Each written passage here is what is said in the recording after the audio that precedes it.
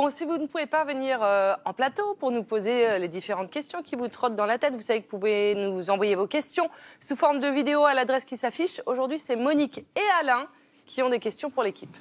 Bonjour, je m'appelle Monique, j'ai 72 ans. Bonjour, je m'appelle Alain, j'ai 74 ans. Nous sommes tous les deux des ronfleurs de compétition. Alors, auriez-vous un remède naturel pour nous empêcher de se réveiller mutuellement?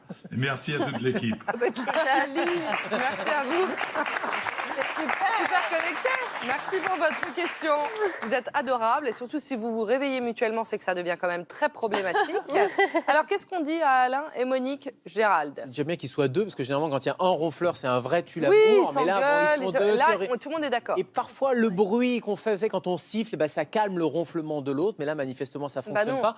Alors les moyens naturels, et il faut des moyens naturels parce que les moyens type médicaments, somnifères, au contraire, il faut les bannir parce que le fait de prendre des somnifères, ça va au contraire complètement relâcher vos muscles et ça risque, en relâchant les muscles, d'obstruer les voies aériennes. Donc l'air ne peut plus passer et donc ça augmente le ronflement. Oui. Et d'ailleurs, une des causes du ronflement, c'est quoi? C'est le syndrome d'apnée du sommeil. Donc le premier conseil, c'est d'aller voir quand même son médecin, peut-être aller faire un petit test de sommeil, vérifier. Mais oui, et puis c'est surtout très handicapant parce qu'on récupère mal, on n'a pas de sommeil récupérateur, on est fatigué le lendemain, on embête le conjoint ou la conjointe et là ils s'embêtent mutuellement. Donc on va voir son médecin, on vérifie qu'il n'y ait pas d'apnée du sommeil et puis on évite les somnifères, on évite l'alcool, on évite de trop manger le soir parce que tout ce qui va justement gêner le passage de l'air et faire qu'on est un peu relâché, un peu somnolent, etc., c'est pas très bon. On dort sur le côté plutôt que de dormir sur le dos. Ça, c'est très mauvais de dormir sur le dos. Donc on peut mettre des cales, on peut mettre le traversin pour pouvoir se calmer un peu.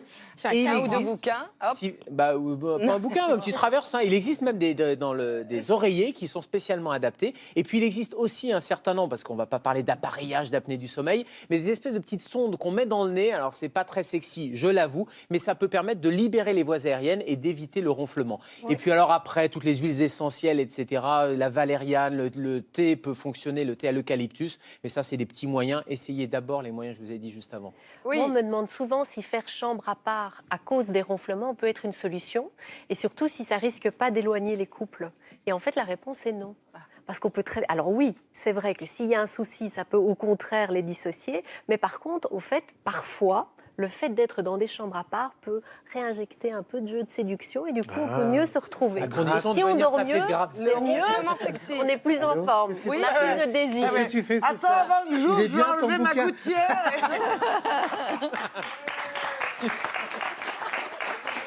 C'est pas une gouttière, c'est une petite sonde dans le nez. Les coquins, là, justement. Alors, merci en tout cas, Alain et Monique, pour votre question.